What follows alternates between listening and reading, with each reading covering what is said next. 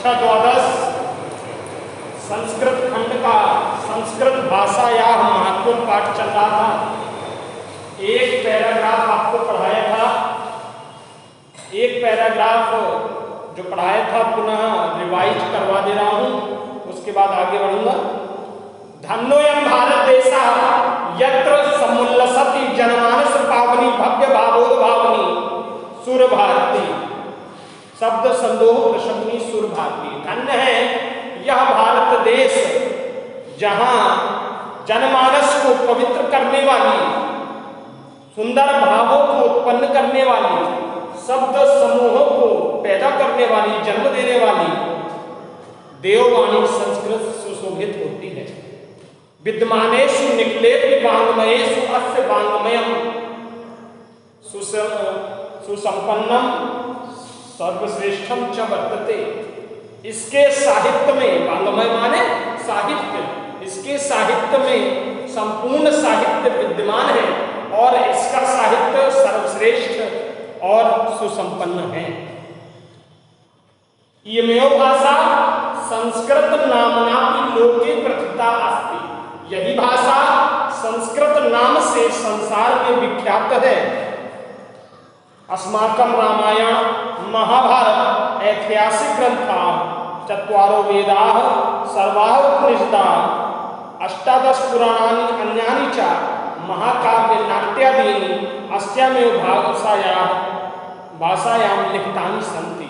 हमारे रामायण महाभारत ऐतिहासिक ग्रंथ, चारों वेद, सभी उपनिषद, 18 पुराण और अन्य महाकाव्य और नाटक आदि इसी भाषा में लिखे गए हैं। इमेव भाषा, यही भाषा सर्वसामान्य भाषा जननी की मन्यते भाषा तत्व विदिति। यही भाषा सभी आर्य भाषाओं की जननी मानी जाती है, ऐसा भाषा तत्व के जानकारों का कहना है। संस्कृतस्य गौरवम बहुविधि ज्ञानाश्रित्यम व्यापकत्वम च न कस्यापि दृष्टेर विषयः।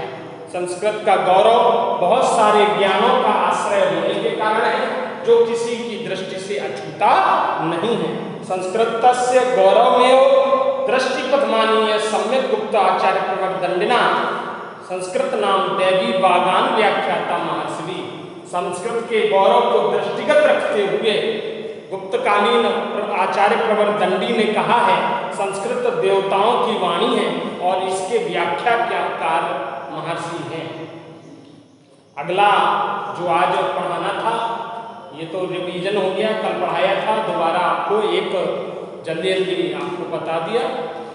अब विस्तार से अगला पैराग्राफ देखें। संस्कृतस्य साहित्यम सरसम व्याकरणंच सुनिश्चितम। संस्कृत साहित्य सरस और इसका व्याकरण निश्चित है। ठीक है, व्याकरण किसी भी भाषा का निश्चित होता है और उसी व्याकरण के अनुसार वह भाषा चलती है और शुद्ध होती है, परिमार्जित होती है। इसलिए संस्कृत साहित्य सरसम, संस्कृत का साहित्य सरस माने रस से युक्त, आनंद से युक्त है और इसका व्याकरण निश्चित है। तस्य गद्ये पद्ये च लालित्यम भावबोध सामर्थ्यम अद्वितीयम श्रुति माधुर्यं च वर्तते। इसके गद्य और पद्य में, माने न केवल गद्य, पद्य में भी, इसके गद्य और पद्य में लालित्यम माने सुंदरता, भाव बोध सामर्थ्य, भाव का बोध कराने का सामर्थ्य, श्रुति माधुर्यं च सुनने में मधुर लगने वाली, अद्वितीय, जिसके जैसा कोई दूसरा ना हो, अद्वितीय है यह बात। इसके गद्य और पद्य में सुंदरता, भाव का बोध कराने का सामर्थ्य, अद्वितीय और सुनने में मधुर लगने वाली है। फिर से सुन लीजिए। संस्कृतस्य साहित्यम, संस्कृत का साहित्य सरस और इसका व्याकरण निश्चित है। इसके गद्य और पद्य में सुंदरता, भाव का बोध कराने का सामर्थ्य और अद्वितीय और सुनने में मधुर लगने वाली है। आगे देखें। किम बहुना चरित्र निर्माणार्थम यादृशी सत्प्रेरणा संस्कृत वाङ्मयं ददाति न तादृशी किंचित अन्यत्र। हम देखते हैं कि जिस प्रकार की चरित्र निर्माण की सच्ची प्रेरणा संस्कृत साहित्य में प्रदान की जाती है वैसी कहीं और नहीं।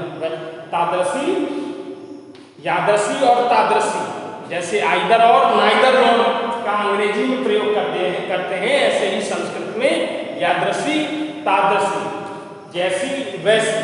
ठीक है, तो जिस प्रकार की चरित्र निर्माण की सच्ची प्रेरणा संस्कृत वाङ्मय ददाति, संस्कृत साहित्य प्रदान करता है, वैसी ना किंचित अन्यत्र, वैसी कहीं और नहीं।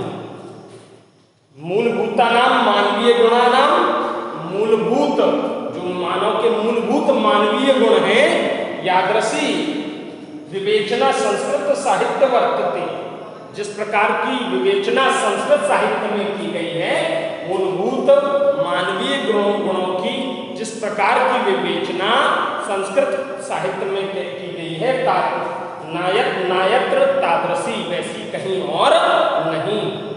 मूलभूतानाम मानवीय गुणानाम यादृशी विवेचना संस्कृत साहित्य वर्तते नायत्र तादृशी, मूलभूत मानवीय गुणों की जिस प्रकार की विवेचना संस्कृत साहित्य में की गई है, वैसी कहीं और नहीं। दया, दानम, शौचम, औदार्यम, अनसूया, क्षमा, अन्य चानेक गुणाः अस्य साहित्यस्य अनुशीलने संजायन्ते।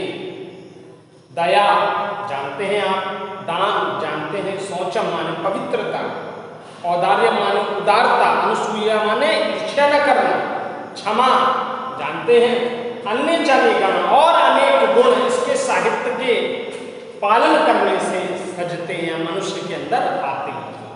इस तरह से ये पैराग्राफ, ये अवतरण समाप्त तो हुआ। पुनः एक बार ध्यान से देख लें। संस्कृत साहित्यम सरसम व्याकरणम सुनिश्चितम, संस्कृत का साहित्य सरस और इसका व्याकरण निश्चित है। तस्य गद्य पद्य च, इसके गद्य और पद्य में सुंदरता, भाव बोध सामर्थ्यम, भाव का बोध कराने का सामर्थ्य, अद्वितीय श्रुति माधुर्यंच वर्तते, इसके गद्य और पद्य में सुंदरता, भाव का बोध कराने का सामर्थ्य अद्वितीय और सुनने में मधुर लगने वाली है। किंबहुना चरित्र निर्माणार्थम यादृशी सत्प्रेरणा संस्कृत वाङ्मय ददाति न तादृशी किंचित अन्यत्र। जिस प्रकार हम देखते हैं कि चरित्र निर्माण की सच्ची प्रेरणा संस्कृत साहित्य प्रदान करता है, वैसी कहीं और नहीं। मूलभूतानाम मानवीय गुणानाम, मूलभूत मानवीय गुण यादृशी विवेचना संस्कृत साहित्य वर्तते, मूलभूत मानवीय गुणों की जिस प्रकार की विवेचना संस्कृत साहित्य में की गई है, नायत्र तादृशी, वैसी कहीं और नहीं। दया, दानम, शौचम, औदार्यम, अनसूया, क्षमा, अन्य चाने गुणा संस्कृत साहित्य अनुशीलने संजायन्ते। दया, दान, क्षमा और उदारता और ईर्ष्या न करना, क्षमा आदि अनेक गुण इसके साहित्य के पालन करने से सजते हैं या आते हैं। इस प्रकार से ये दूसरा अवतरण समाप्त होता है। दो बार आपको बता दिया और पुनः रिवाइज करा दूंगा एक बार पूरा पाठ। ये अंतिम पैराग्राफ और बचा है। तीनों इसके अवतरण मोस्ट इम्पॉर्टेंट हैं। बार बार मैं ये कह रहा हूँ, यह पाठ बहुत इम्पॉर्टेंट है, इससे निश्चित रूप से आता है। ठीक है, बहुत कम बार ऐसा होता है कि इस पाठ से ना आए, लेकिन लगभग सभी वर्षों में जो देखा गया है अनसॉल्व्ड के माध्यम से यह पाठ निश्चित रूप से आता है। इसलिए सभी भैया ध्यान से इस पाठ को पढ़ेंगे और जहां समझ में नहीं आएगा वह बताएंगे, फोन कर सकते हैं या बता सकते हैं। अंतिम पैराग्राफ देखें। संस्कृत साहित्यस्य आदि कवि वाल्मीकि महर्षि व्यासा कविकुल गुरु कालिदासा अन्य च भास भारवी भवभूति महाकवियः स्वकीय ग्रंथरत्नैः अध्यापि पाठका नाम भवति विराजन्ते। संस्कृत साहित्य के आदि कवि वाल्मीकि, महर्षि व्यास, कवि कुल गुरु कालिदास और अन्य भास, भारवी, भवभूति आदि अनेक कवियों ने अपने ग्रंथ रूपी रत्नों से आज भी पाठकों के हृदय में स्थान बनाया हुआ है। हम देखते हैं बहुत सारे संस्कृत के, जैसे हिंदी में बहुत सारे कवि हैं, ऐसे ही संस्कृत साहित्य में बहुत सारे कवि हैं। महर्षि वाल्मीकि, व्यास, कालिदास, भवभूति, भास, ठीक है, और माघ आदि अनेक कवि संस्कृत साहित्य में एक लंबी श्रृंखला है कवियों की, इसलिए मुख्य कवियों के बारे में यहाँ पर बताया गया है। संस्कृत साहित्य से आदि कवि किसको कहा जाता है? वाल्मीकि जी को, जिन्होंने प्रथम ग्रंथ रामायण की रचना की थी, जिसके आधार पर तुलसीदास जी ने रामचरितमानस की रचना की थी। तो संस्कृत साहित्य से आदि कवि, संस्कृत साहित्य के आदि कवि वाल्मीकि, महर्षि व्यास, कवि कुल गुरु कालिदास और अन्य भास, भारवी, भवभूति आदि कवियों ने अपने ग्रंथ रूपी रत्नों से आज भी पाठकों के हृदय में स्थान बनाया हुआ है। यम भाषा अस्माभि मातृ समम सम्माननीय वंदनीय च, यह भाषा हमारी माता के समान, जैसे हमारी माँ हमारे लिए सम्माननीय वंदनीय है, ऐसे ही यह भाषा हमारी माता के समान सम्माननीय और वंदनीय है। इस प्रकार भारत माता मातु स्वतंत्रत्यम गौरवम अखंडत्वम सांस्कृतिक मेकअपंच संस्कृते नेव सुरक्षितम शक्यते। इस प्रकार भारत माता की स्वतंत्रता, अखंडता, गौरव और सांस्कृतिक एकता संस्कृत के द्वारा ही सुरक्षित की जा सकती है। यम संस्कृत भाषा, यह संस्कृत भाषा, यम संस्कृत भाषा सर्वासु भाषासु प्राचीनतमा श्रेष्ठा चास्ति। यह संस्कृत भाषा सभी भाषाओं में प्राचीनतम और श्रेष्ठ है। तथा सुष्ठुतम, इसलिए सही कहा गया है, भाषासु मुख्या मधुरा दिव्या धीमान भारती। भाषाओं में मुख्य, मधुर और दिव्य देववाणी संस्कृत है। फिर से देखें ये पैराग्राफ। संस्कृत साहित्य के आदि कवि महर्षि वाल्मीकि, महर्षि व्यास, कवि कुल गुरु कालिदास और अन्य भास, भारवी, भवभूति आदि विद्वानों ने अपने ग्रंथ रूपी रत्नों से आज भी पाठकों के हृदय में स्थान बनाया हुआ है। यह भाषा हमारी माता के समान सम्माननीय और वंदनीय है। इस प्रकार भारत माता की स्वतंत्रता, गौरव, अखंडता और सांस्कृतिक एकता संस्कृत के द्वारा ही सुरक्षित की जा सकती है। यह संस्कृत भाषा सभी भाषाओं में प्राचीनतम और श्रेष्ठ है। इसलिए सही कहा गया है कि भाषा सुमुख्य मधुरा दिव्या गीवाण भारती। भाषाओं में मुख्य, मधुर और दिव्य देववाणी संस्कृत है। पुनः एक बार देख लें पूरा पाठ। धन्य है यह भारत देश, जहाँ जनमानस को पवित्र करने वाली, सुंदर भावों को उत्पन्न करने वाली और शब्द समूहों को जन्म देने वाली देववाणी संस्कृत सुशोभित होती है। इसके साहित्य में संपूर्ण साहित्य विद्यमान है और इसका साहित्य सर्वश्रेष्ठ और सुसंपन्न है। यही भाषा संस्कृत नाम से संसार में विख्यात है। हमारी रामायण, महाभारत ऐसे ऐतिहासिक ग्रंथ, चारों वेद, सभी उपनिषद, 18 पुराण और अन्य महाकाव्य, नाटक आदि इसी भाषा में लिखे गए हैं। यही भाषा सभी भाषाओं की जननी मानी जाती है, ऐसा भाषा तत्व के जानकारों का कहना है। संस्कृत के गौरव बहुत सारे ज्ञानों का आश्रय होने के कारण है, जो किसी की दृष्टि से अछूता नहीं है।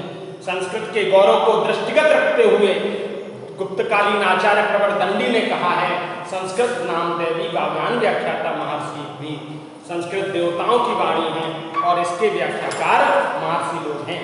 संस्कृत साहित्यम सरसम, संस्कृत का साहित्य सरस और इसका व्याकरण निश्चित है। इसके गद्य और पद्य में सुंदरता, भावबोध का सामर्थ्य और अद्वितीय और सुनने में मधुर लगने वाली है। जिस प्रकार हम देखते हैं कि चरित्र निर्माण की सच्ची प्रेरणा संस्कृत साहित्य प्रदान कर सकता है, वैसी कहीं और नहीं। मूलभूत मानवीय गुणों की जिस प्रकार की विवेचना संस्कृत साहित्य में की गई है, वैसी कहीं और नहीं। दया, दान, पवित्रता, उदारता और ईर्ष्या न करना, क्षमा आदि अनेक गुण इसके साहित्य के पालन करने से आते हैं। संस्कृत साहित्य के आदि कवि वाल्मीकि, महर्षि व्यास, कवि कुलगुरु कालिदास और अन्य भास, भारवी, भवभूति आदि अन्य कवियों ने अपने ग्रंथ रूपी रत्नों से आज भी पाठकों के हृदय में स्थान बनाया हुआ है। यह भाषा हमारी माता के समान सम्माननीय और वंदनीय है। इसलिए भारत माता की स्वतंत्रता, गौरव और अखंडता और सांस्कृतिक एकता संस्कृत के द्वारा ही सुरक्षित की जा सकती है। यह संस्कृत भाषा हमारी सभी भाषाओं में प्राचीनतम और सर्वश्रेष्ठ है। इसलिए सही कहा गया है, भाषाओं में मुख्य, मधुर और दिव्य देववाणी संस्कृत है। यह पाठ मैंने कई बार आपको रिवाइज करवा के और कई बार आपको पढ़ाया है। यह पाठ बहुत इम्पोर्टेंट है, मोस्ट इम्पोर्टेंट है, इसलिए बहुत ध्यानपूर्वक पढ़ेंगे। और यह पाठ समाप्त होता है। कल संस्कृत खंड का अगला पाठ आपको पढ़ाएंगे, जिस पाठ का नाम है सुभाषित रत्नानी। ये भी बहुत महत्वपूर्ण है, इसलिए कल बहुत इम्पोर्टेंट पाठ चलने वाला है, सुभाषित रत्नानी। सभी भैया ध्यान से इसको पढ़ेंगे। आज के लिए इतना ही। चलो 11 बनवा दीजिए।